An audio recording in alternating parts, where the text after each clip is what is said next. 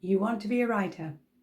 You want to self-publish your own books, probably via KDP onto Amazon. You want to have people buy them and enjoy them. And you want to create an income stream which will free you up to do more writing. Yeah, that's all brilliant. That's fantastic.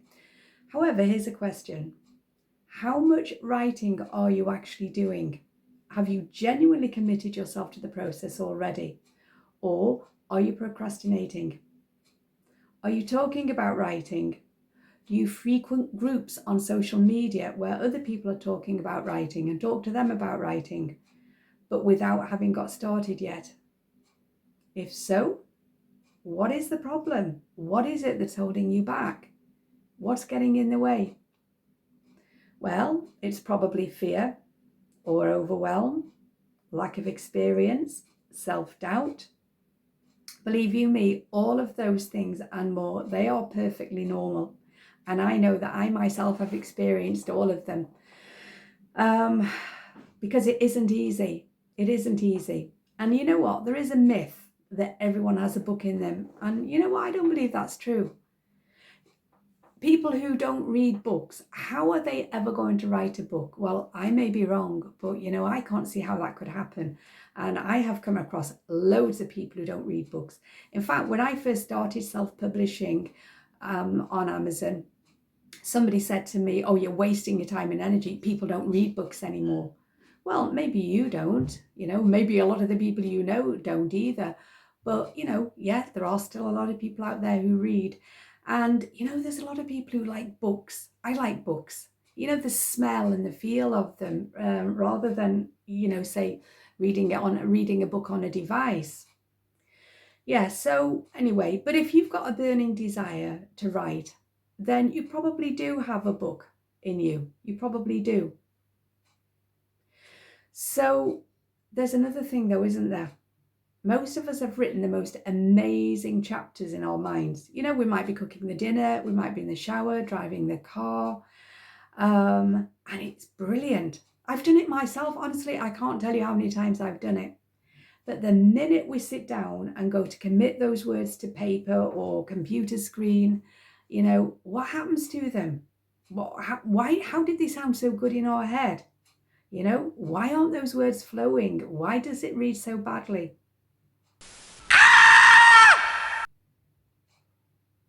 Well, maybe some stories are just never going to be, you know, they're never going to be written because they're not going to work. But there are others that will, with some work, with some patience, and with some commitment. You know, they can be polished up from the original turd that disappointed us into something pretty good. So yeah, we're all going to do that, aren't we? We're all going to write amazing best-selling books in our head, but find that, you know, they let us down when we try and get them onto paper. Those little buggers, they really are. So on the whole, I'm a believer in letting the story come to us, because that has happened with me. But, you know, it doesn't always. I have sat down and thought, right, I want to write something. Now, it might be a short story, or it might be a poem. I've sat down and thought, I'm going to write something, but I don't start off with inspiration. I fish for an idea, and then I kind of work with that. So I don't know, you might have an idea, a plot outline, you might have some characters, some dialogue, or you might just have a vague notion of something. Even if you've not got very much, you'll probably have a vague notion of something. And again, that's absolutely fine. You know, rather than trying to be another George R.R. Martin, why not start with something, but maybe not something that's going to be massive or is going to require an awful lot of commitment and dedication? Something like a novella. So, what is a novella? Well, the numbers will vary dependent on, you know, which thing you look at online, but largely speaking, I think you can safely say that a novella is going to be between 20,000 and 50,000 words. And as there are approximately 300 words per page in the average size paperback, I believe, you're looking at between 70 and 170 pages or thereabouts for a novella. Now, you know, when I've been writing, I like to measure it in pages rather than words. But most of the people measure it in words. So my own novellas are, I've got one 110 pages, I've got one that's 167 pages, I've got a non-fiction book that's 128 pages, and I've got one that's 150. So, you know, they're hardly War and Peace. So really, a novella or a novella-sized book, because it might be non-fiction, is a long, short story. Yeah, long, short story. And if you enjoy writing short stories, which I do, I love writing short stories, then you can easily write a novella. So it's something good to start with. And you may always write novellas. I'm in awe of people who write 400, 500 words in a book. But I'll be honest with you, a lot of the long books that I have read, my feeling has always been that they could be cut down by at least a third. So, you know, having something really lengthy book-wise is not always the best idea in the world. It might work. It might work, but sometimes it doesn't work. And I like things to kind of move, you know, kind of fast. And one of the reviews on one of my books made me smile because it was supposed to be a compliment, but it said, it doesn't drag on forever. You know, oh no, it doesn't drag on and on. So I took that as a compliment. So anyway, if non-fiction is your thing, and you know you don't want to write fiction, it doesn't really matter. You can still write a novella-sized book. Just write something that you know about. You know, the important thing is to start, and start now. So, and I am not talking about no and low content books either. For even though I have created and published 4 of them, I don't really consider them to be real books. And that's no insult to anybody who happens to buy one of them. I mean, they're not flying off the shelves, but I'd sold a copy of one of my journals this morning that hadn't sold. So, you know, you just never know. But, you know, it's not the same as writing a book that, you know, you can pick up and read.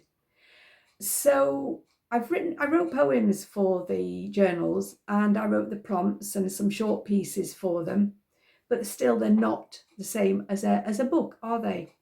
And there's actually a growing movement toward the return of KDP's good old days, Kindle Direct Publishing, to the good old days, when only those who were producing top quality, low to medium content books were actually creating and publishing books. And it was only them who were dishing out advice to all and sundry on YouTube. Nowadays, it's different. Nowadays, there are more low content book KDP gurus, if that's the right way of saying it, than there are anything else, I think, on there. And most of them are not qualified to do so. They're not qualified to do so.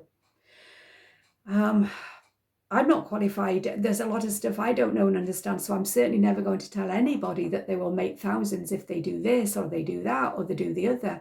You know, I'm just interested in helping people to, you know, get on with it, get that book written, get that second book written, get it out there. So yeah, so if you'll know about this movement towards, you know, returning KDP to its former glory, especially if you're familiar with Sleepy Pilgrim. And if you're not, then look him up on YouTube. He pulls no punches. His latest video that was out this afternoon made me laugh. It really made me chuckle.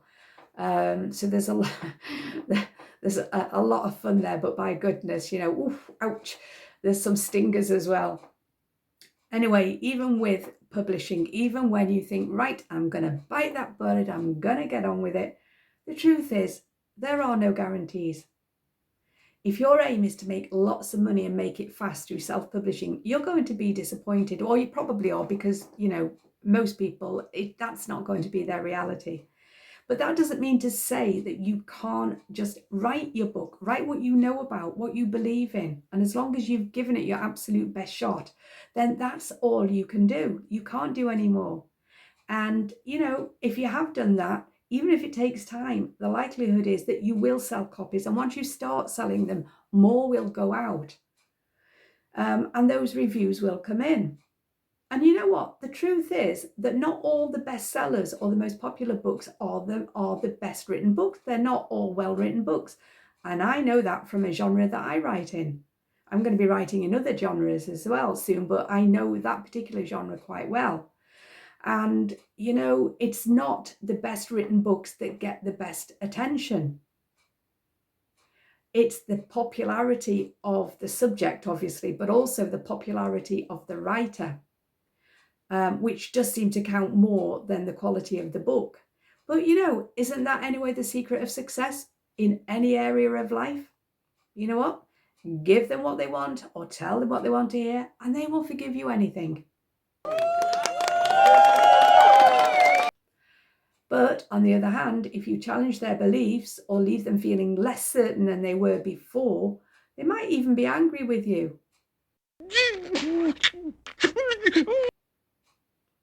But some people will get it. So the trick is, yeah, finish that book, you know, get that book, get that second book out there, and write about what you believe in, write what you know is true, write what you know about. Don't kowtow to the market in the hope of selling books. Don't be insincere, okay? You know, don't play to the gallery, if you like. You've got to be authentic. You've got to be authentic to yourself. And there are some people who enjoy having their beliefs challenged and do enjoy, you know, finding out that actually I've got more questions than I had before, and that's actually quite a good thing. But that is obviously going to be relevant to non-fiction books rather than fiction. So if you recognize that you are busily shifting things around, you know, maybe not literally, maybe metaphorically, but you're moving your pens around, you're rearranging your papers, you're rearranging your desk, and you're not actually getting on with it, then commit yourself. Get that book done, okay, and get it up there, get it published in the best way that you can, and see it as a long-term proposition. See the bigger picture, be in it to win it. Because you know what, a year's going to pass whether you do anything or you don't do anything, right? So a year could pass and you could not have finished that book, and still be, you know, shifting your pens around and going on Facebook and talking to people about writing. You'll be a year older, because time is not going to wait for us, and you may or you may not have done anything about that book. Makes sense, doesn't it? Because time ain't going to wait for us. And so imagine the thrill of when you have your own book. Well, obviously not this one, because this one's my book. But, you know, this started off as an idea in my head. It had the most dreadful cover in the world on it. I know you can see the cover. I had this one done through Fiverr, and it kind of follows in my brand. When I say brand, I've got 3 books that they're of a very sort of similar layout, so it's recognizable. Revised edition, so I have updated the book in the meantime since publishing it, and updated the, you know, the new version. But you know, so there it was an idea in my head, now it's a reality, and people are buying it, and most people who buy it seem to enjoy it. Some don't. I do challenge some beliefs, and people don't like having their beliefs challenged, but I'm hanging in there at 4.1 stars and have been for a while, so fingers crossed it stays there, but or goes up. It'd be nice for it to go up, but I'm happy enough with it being there. All I'm saying is, it's that feeling, isn't it, that I've achieved something, and then it encourages you to go on and do the next. So there you go, lecture over and done with, okay? And you're going to get on with that writing and get that book out there, yeah? Okay then, bye.